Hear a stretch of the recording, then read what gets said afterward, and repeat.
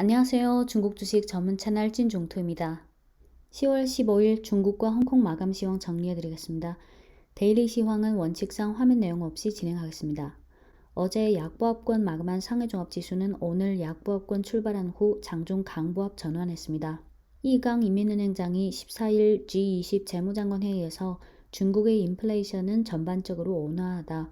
온건한 통화정책은 영활하고 정확하고 합리적이고 적절하게 경제의 고품질 발전을 지원할 것이다 하고 발언했습니다.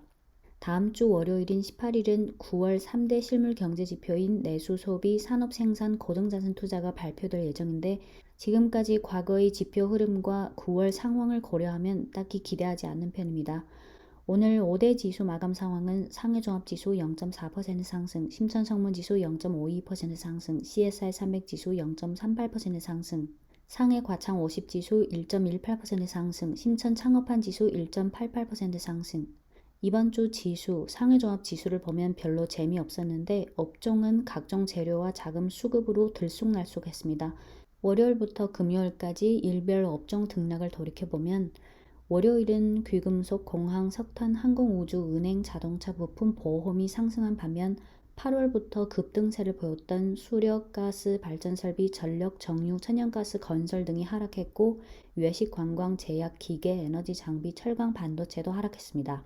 화요일은 생활용품, 공항, 외식관광, 의료, 발전설비, 부동산, 수력, 주류 등만 소폭 상승했고 그 외의 대부분 업종은 하락했는데 특히 정유, 천연가스, 기초금속, 항공우주의 낙폭이 컸습니다. 수요일은 교육, 자동차, 반도체, 주류, 외식관광, 태양광 등이 급등한 반면 8월부터 급등했던 에너지 장비, 석탄, 정유, 천연가스, 전력, 수력, 도시가스 등이 급락했습니다. 목요일은 교육, 공항, 태양광 등이 급등한 반면 해운, 의료, 부동산, 제약, 음식료와 금융이 하락했습니다.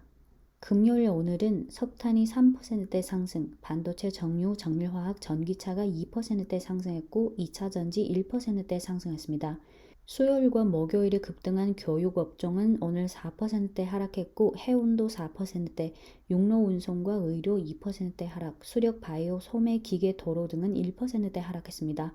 어제 장 마감 후 공신부는 ICV 차량 도로 테스트와 시범 응용 관리 규범 시행안의 제정과 시행을 가속화하겠다고 했는데요.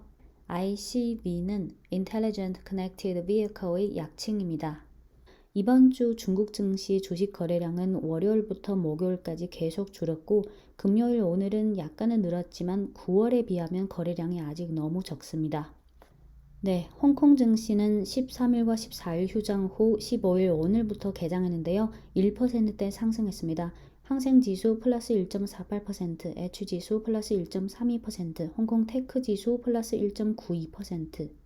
업종별로 자동차 및 부품이 6%대 상승했고 내구재 소비와 의류 3%대, 반도체, 소매, 소프트웨어 2%대 상승했고 에너지, 운송, 헬스케어, 부동산 등은 하락했습니다.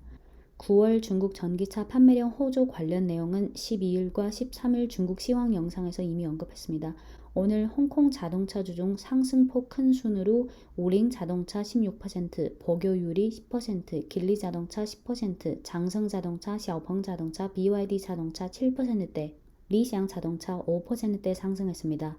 테크 업종 중 상승폭 큰 순으로 하이얼, 메이투안이 4%대, 징동, 순우광학테크, 바이두 3%대, 텐센트, 콰이쇼 등이 2%대 상승했습니다. 이상 10월 15일 중국과 홍콩 마감 시황이었고요. 여러분들도 느끼셨겠지만 10월 국경절 연휴 이후 중국 증시는 계속 거래량이 줄어들면서 즉 제한된 자금이 오늘은 이 업종으로 갔다가 내일은 저 업종으로 갔다가 지수는 대체로 미지근하지만 업종별 등락이 들쑥날쑥 좀 심한 상황이 계속되고 있습니다. 네, 지금까지 중국 주식 전문 채널 찐종토였습니다.